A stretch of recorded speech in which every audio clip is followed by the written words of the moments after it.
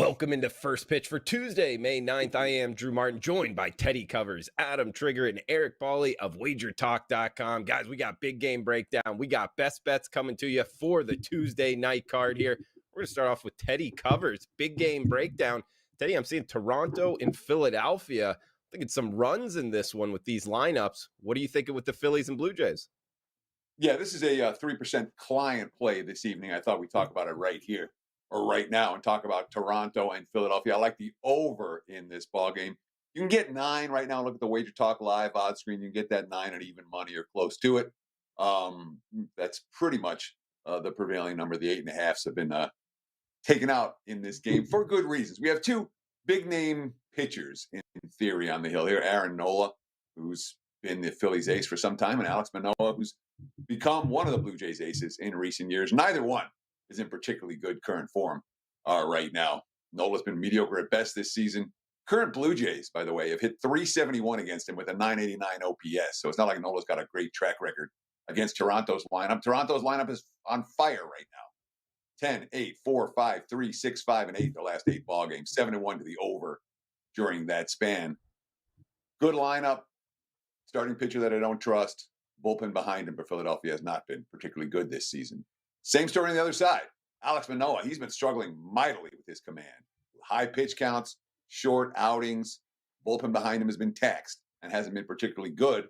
And it's not like we're talking about a Philadelphia lineup that can't hit either. The Phillies, too, have found their way after, in my mind, some underachieving results in the month of April. Put all those factors together at a hitter's ballpark. And yes, we're looking for runs in bunches, crooked numbers on the scoreboard in Philadelphia. Look for the Blue Jays and Phillies to get up and over the total. At Teddy_covers on Twitter. Check him out, WagerTalk and SportsMemo.com. I believe, Teddy, $2 Tuesday handicapper at Sports Memo. Is that correct? Yes, sir. We have a 5% Nice. play in the NBA for today. The 5% plays in the NBA have been ridiculous. 23-5, 82%. That dates back to 2021. So I don't put out a lot of them. I put out 7 since Super Bowl Sunday. They're 6-1. So the 5% have been very good. We do have one available. Again, 3 for $5 over at SportsMemo.com.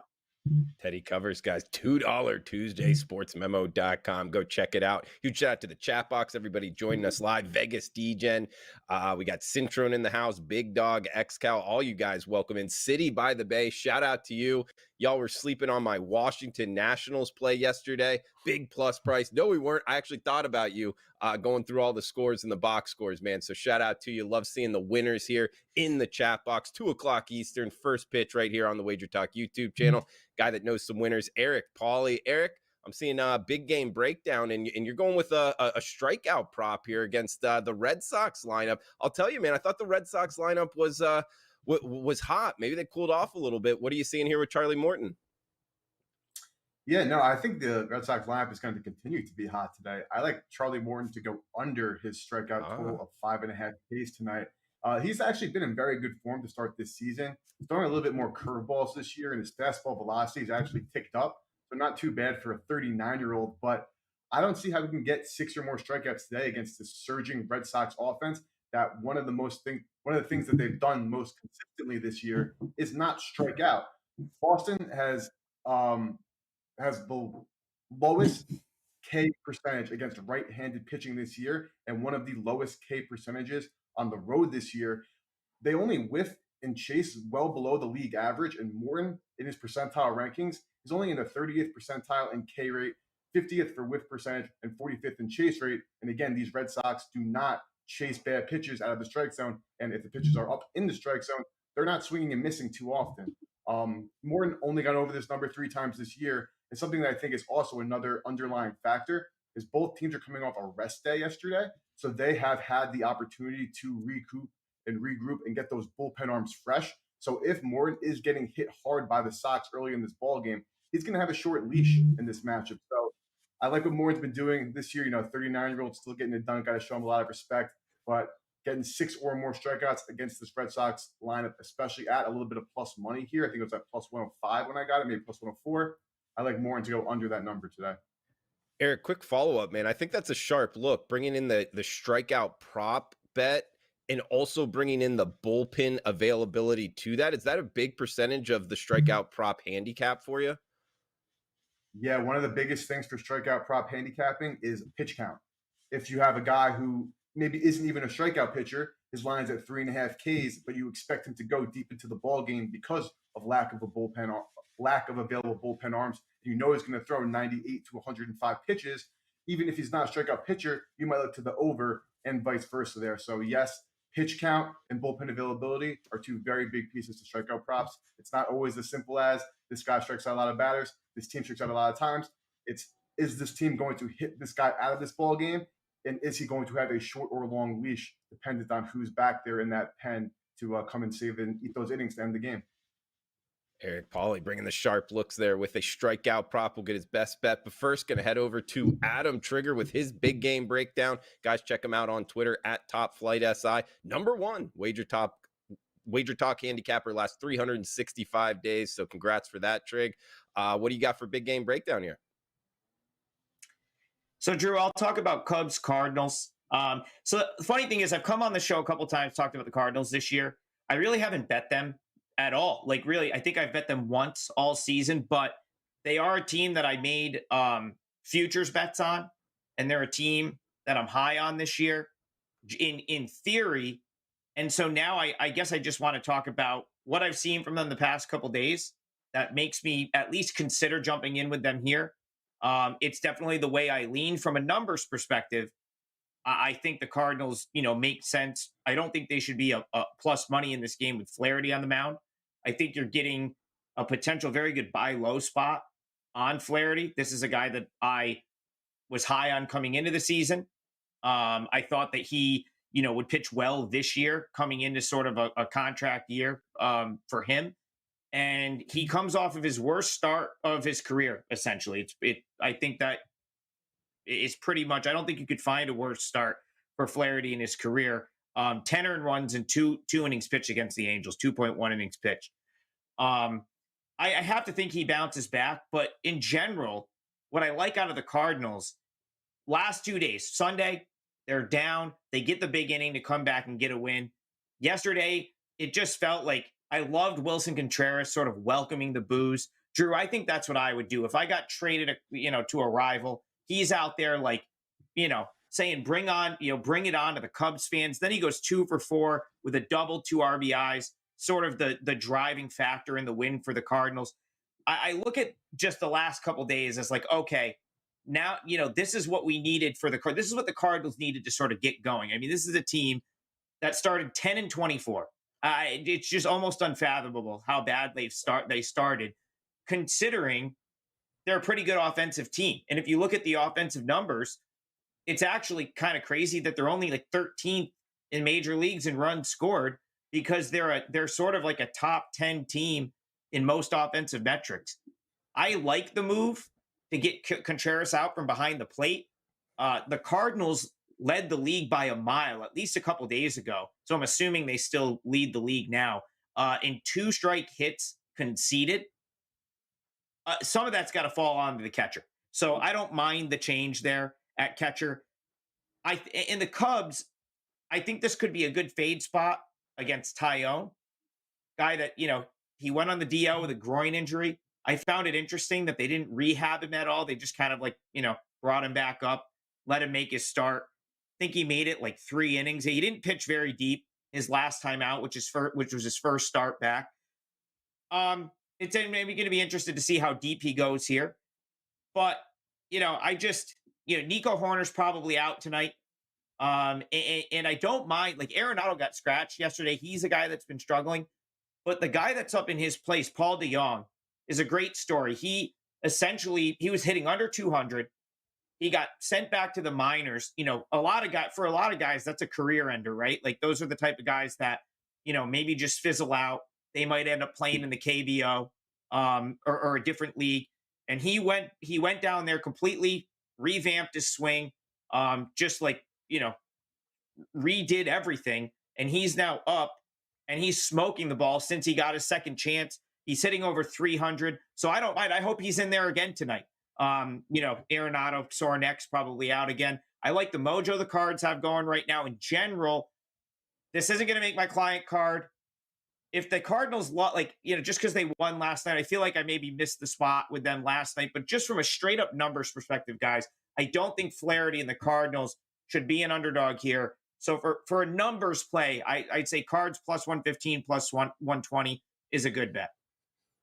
Trig, bringing up a lot there, man. A lot of different routes to take. I guess I would start with your top of the topic there. You like when guys come out and to the booze, like bringing it on. I'll tell you this, in college football, you'll see it every now and again in like the big conferences. They'll get booed coming out, and I love that when I bet on a team and they're like, bring it on. They're ready to rock. So hey, it could carry over to baseball.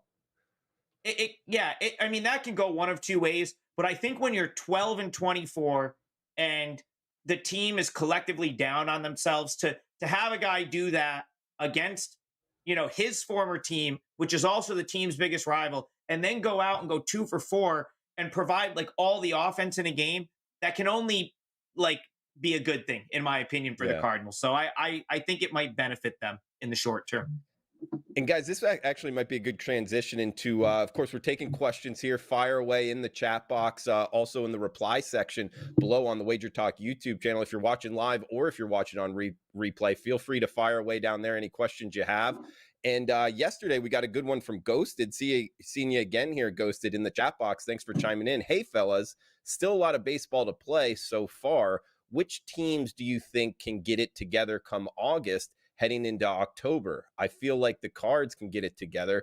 What do y'all think? Kind of like a sleeper team right now, guys, and maybe riding under the radar. Teddy, I know me and you have talked a lot about this in the past, like finding those teams that can kind of like, I guess, sneak up on the betting, kind of the odds makers in general, and we can get some value on them. I'll throw one out there. The Detroit Tigers, guys, the only team in the AL Central since mid-April playing over 500 baseball. And of course, playing in the division. I know there's more balanced scheduling this year, but I think that they could actually keep putting this winning streak together, and who knows what could happen in the end. Plus the fact they have a top 5 bullpen in MLB year to date, using a lot of different metrics here. So those late inning games, close games, I think they'll favor the Detroit Tigers. Teddy, did you have a kind of a sleeper team here you had circled that might be riding under the radar? So there's a couple things I want to say here. And first and foremost, that's not the way I'm going to handicap. On any given day, I'm much more worried about current form and what's going on right now than trying to project what a team's going to look like 2 months from now or 4 months from now. I'm not worried about the future betting marketplace. That's not how I approach MLB. It's a day-by-day grind. At least that's how I approach it. So I'm not worried about big picture at all. That said, I mean, we look at some underachievers early on this season. I think Seattle's underachieved a little bit. They're certainly capable of doing a lot better than they have. Houston's underachieved a little bit. They're certainly capable of doing better than they have. I would think that the White Sox aren't going to be playing .333 baseball all year. I don't think the Guardians are going to play sub 500 baseball all year. Same thing with the Phillies. So there's a handful of teams, not that many. The Padres haven't really broken out yet. There's a good handful of teams that I think have better baseball in them than what we've seen. Those teams that I just mentioned, probably teams I'm looking to bet on if we get signs that they're bet on teams in current form. So that's my 2 cents. I don't know if I answered the question, but I did my best. Broderick chiming in with the Cubs and the Rangers. I guess, Broderick, you're right kind of from a preseason standpoint. I don't know, though. I mean, Texas is at top of the AL West. I don't know how sleeper they are as we're 20% through the season. But, hey, no, they might make some money going forward, Broderick. So thanks for chiming in. Eric, did you want to throw out any teams here kind of riding under the radar? Yeah, so I'm not going to say riding under the radar, but if there was a bet that I had or I would bet on this team to turn the ship around, it would be the Cleveland Guardians, considering, one, the lack of strength in the American League Central. Of course, you have the Twins, who are doing really well right now, catapulted by their pitching, but some of those pitching numbers are really, I think, too good to be true for the long form of the season.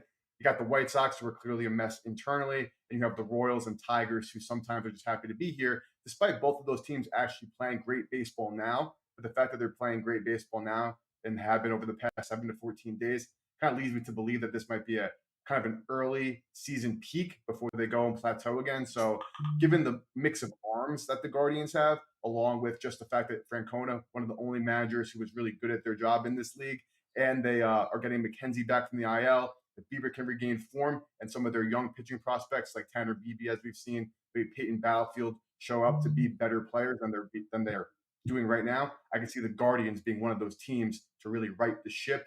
Seattle's right there too, but the way they strike out is just really killing them. They're not able to extend innings, and in baseball, the one thing you got to do on offense is put the ball in play, and they don't do that at all. So certainly a great team, but I'm nervous about them. I think the Guardians are in the best position to kind of shift the tides as this marathon that is the baseball season continues.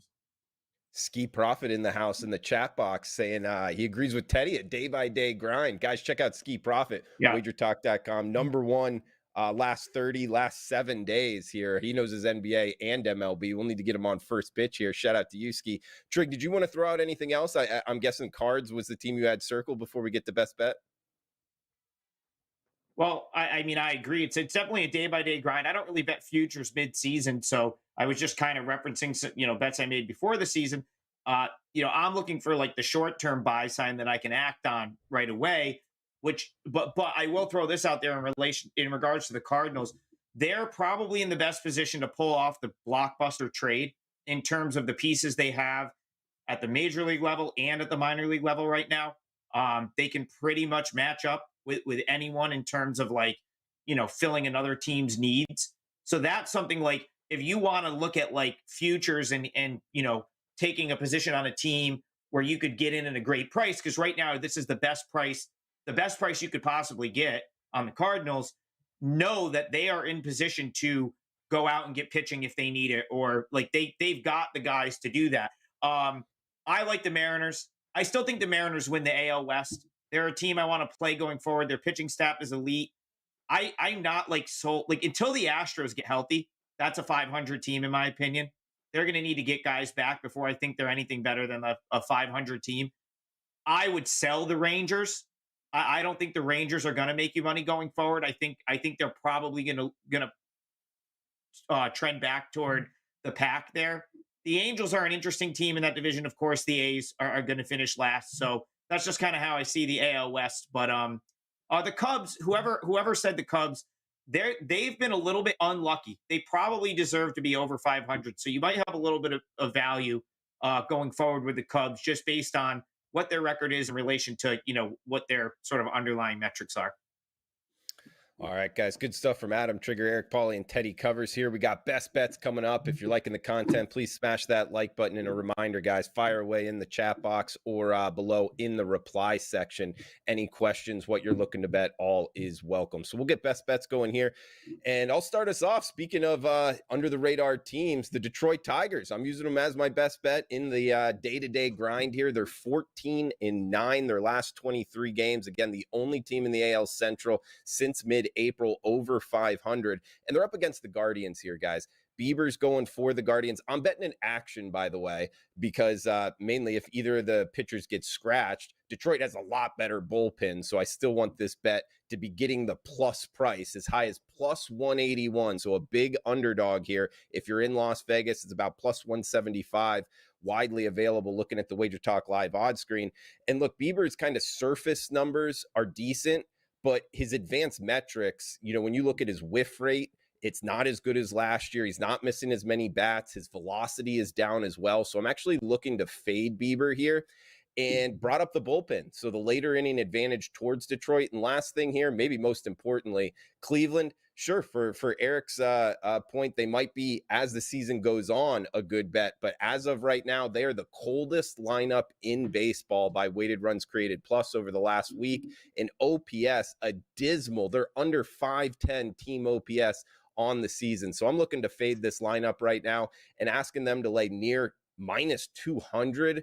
It's too pricey, guys. That's expensive. I'm going the other way. Give me the Detroit Tigers plus 181, risk 100 to win 181 on the underdog. It is barking in the Tigers. So I'll throw it over here to Adam Trigger. Guys, check them out, wagertalk.com. Last 365 days, number one on WagerTalk. Trig, any final thoughts here for the show, and what do you got for best bets? Yeah, so I have an MLB KBO special up right now. It's the rest of the MLB season. You get Korean baseball free. Haven't posted anything yet for today. That'll likely change as soon as we're off the show. One that it's not going to make my client card, but I definitely think you could consider betting it if you can stomach a little juice. Will be my best bet for the show. That's the Pittsburgh Pirates tonight at home against the Rockies. Just plain and simple, I think the Pirates are a superior team here. They're at home, and I like the spot that they come in relation to the Rockies, who I think come in a bit of a letdown spot, which could sort of permeate through this entire series. So the Pirates are going to start Luis Ortiz, guy called up from AAA. He's someone that was called up toward the end of last year. One of those September call-ups that it's like, okay, we've got, we're out of it. We're going to just see what we can get out of guys. He really struggled at the big league level last year. I don't know that he would have been called up under any other circumstances other than, out of it and let's just throw some guys out there into the fire. He really battled control. So you're going to see numbers for him from last year that I think are a tad misleading. He worked on his command in the offseason, changed his grip a little bit, and the guy throws 100. So the Rockies, who hit nothing last night and look like they're about to be on one of their lulls, are going to have to face a guy they've never seen that throws triple digits and is a 2.23 ERA in AAA this year. His command's been great down there. He looks like a guy that's probably deserving of the call-up right now. Interestingly enough, the Rockies are in sort of the same boat. So Ortiz is coming up to fill Vince Velasquez's spot, and the Rockies needed someone to fill Marquez's spot, who also hit the IL, and that's going to be Connor Siebold, except he's got a little bit more of a sample size at the big league level. And in those 7 career starts, he's got a 9.57 ERA. So this one feels like a little bit more of a call-up out of necessity to me than the Pirates, who are bringing a guy up that I think is probably more deserving of the call-up right now. If you look at the 4 matchups, so the Pirates 4-0 against the Rockies this year. They've outscored the Rockies 35-9. Most of that damage was done at Coors Field. Of course, they sort of squeaked by last night 2-0. But this is a Pirates team that just was swept by the Rays and the Jays. So I like this spot for them coming home after getting swept by 2 of what I would consider to be the elite, 2 of the elite teams in Major League Baseball this year. So they come home, they get kind of stepped down in class a little bit, Drew. Come out, get the win last night. I like how that sort of profiles for them to play well and get another win tonight. The Rockies are 7-13 on the road. Historically, they have not been a great road team, and they come off of back-to-back series where they swept the Brewers and took 2 of 3 from the Mets. So you have a Rockies team that sort of played out of their minds. Now they come out last night, get shut out. A Pirates team that played as badly as they have all season come out last night and get a win. I could see that sort of setting the tone for this series. I would not be surprised at all if the Pirates swept this series, but at the very least, I think they're in a good position to get the win tonight. I actually make them a bigger favorite than they are here. So even though it's not going to make my client card at this as juiced up price, I think you could do worse on this, board for tonight. So I like the Pirates. I'd be willing to lay the -165, obviously play it smaller to offset laying that big juice, but I do think Pittsburgh is the right side tonight. Adam Trigger, WagerTalk.com. We'll follow that up here with the Gold Sheet, guys. Again, our stats, angles, trends presented by thegoldsheet.com, and best bet for the Gold Sheet: Phillies, Blue Jays, first 5 over 4.5, -115. Both teams top 8 in the league. Weighted runs created plus against right-handed pitching. That's what they're facing tonight. Alex Manoah's expected ERA is 2 full runs higher than his actual ERA, and off of an off day. Likely not any lineup surprises tonight. So Gold Sheet best bet, first 5 over 4.5, Jays and Phillies. So we got Teddy Covers up next, guys. Again, a reminder, check out his $2 5% play. SportsMemo.com is where you can get it for just $2. Teddy, I'll throw it over to you here. Any final thoughts for the show, and where are you heading for best bets? You can actually get it for less than $2 over at SportsMemo.com. 3 best bets today for $5 every Tuesday. At sportsmemo.com, you get my 5% NBA for tonight, 23-5. The last 28 of those dating back to 2021. It's not a play that I put out very often. And when it does, it's been very, very good, 82% with those. Let's talk MLB for tonight. San Diego and Minnesota. And this line to me, with even money on the Padres, I think there's value on that side of the equation. Look, San Diego is a better road team than home last year. They've been a better road team than home team this year. Waka, very much a rhythm pitcher. When he's in rhythm, we want our money on him. When he's out of rhythm, we don't want to touch the guy. Last time out, 6 innings, a 2-hit ball, shutout ball. So Waka showing bet on signs. Adam Trigger was just talking about the fill-in replacements for the game he was talking about a moment ago for Minnesota. We're talking about what's Varland, their 7th starter, their 8th starter. They already have multiple starters on the DL. Varland has shown no signs to me that he's going to be able capable of containing a very potent Padres offense, especially when they're not playing in San Diego. Last but not least, from a strength of schedule standpoint, yes, Minnesota has a winning record right now. Yes, Minnesota is in first place in the AL Central. Strength of schedule wise, I was looking at 2 different metrics this morning. Both of them have the Twins as the single weakest schedule played thus far in MLB. Padres, top quartile. I think that shows tonight. Wrong team favored here. Give me San Diego. Good stuff from Teddy Covers there, guys. We'll finish it up here with Eric Pauly. Eric, I think I actually let you off wrong, teed you up on the big game breakdown. I'm not sure, man. But any final thoughts here for the show? Where can people find you, and what do you got for best bets? Yeah, so you guys can find me over at goldsheet.com and on WagerTalk and Sports Member under the Gold Sheet capper profile. I've joined the Gold Sheet team back in the middle of February. It's been an amazing journey. We are developing new MLB content every single day, college football, and of course the NFL. Yeah, it's only May, but the preparation for all that starts right now. We're trying to improve upon every single offering that we had in the past since 1957. And I promise you that we will. Moving forward, it's going to be great. And when it comes between best bet and big game breakdown, I love both these plays so much that it's really not a big difference for me. But going for a best bet now, I'm looking at Brandon Pfaadt of the Arizona Diamondbacks, their number 3 overall prospect, have over 4.5 strikeouts today against the Miami Marlins at home. That was at plus 115 when I snagged it. And looking at this guy, this kid, he had his MLB debut last week against the Texas Rangers in Texas. And he quickly realized that he's not playing AAA ball anymore. The Rangers got all over him. He let up 4 dingers, had just 3 strikeouts, and wasn't an ideal debut for this kid. But we're also talking about the Texas Rangers that he faced. This is an offense that has a lower K rate against right-handed pitchers than the Marlins do. They have a much higher WRC plus and ISO than Miami. Texas, I think, is 4th in the MLB against right-handed pitching in WRC plus. And Miami, I think their WRC plus is about 79, which is well below the MLB average. And this kid's been getting comparisons to Zach Gallen, who of course is his teammate on the Arizona Diamondbacks. He's a 4-pitch pitcher. I absolutely love his stuff. Miami at 24.4% K rate against righties, and again that's 78 WRC plus, meaning I don't anticipate them getting on top of him like the Rangers did in that first start where they basically shelled him. He allowed 4 home runs. So I think that today is going to be one of those spots where we've seen a lot of rookies come into the league: Bryce Miller, Grayson Rodriguez, Mason Miller, Hunter Brown, top prospects who are making debuts. We're flying over their totals. Tyler Beebe,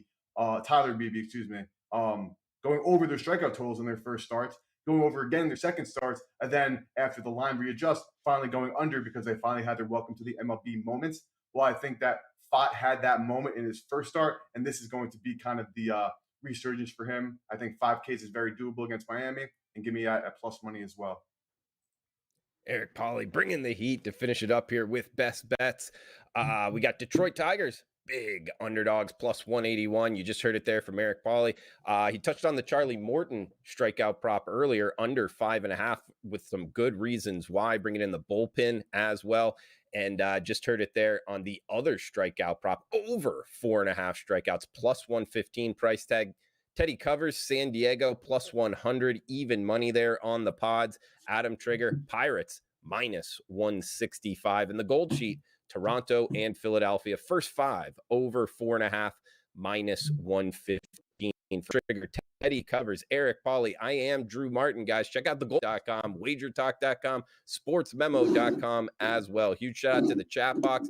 Again, please feel free to reply below. Any questions, what you're looking to bet, all is welcome. Make sure to check out the NBA tip-off later today for huge Game 5s tonight and best bet. That does it for the show, guys. Smash that like button. Cash those tickets. Tuesdays is known as $2 Tuesdays at WagerTalk.com and SportsMemo.com, where you can get the hottest handicappers, best bet, or daily package for only $2.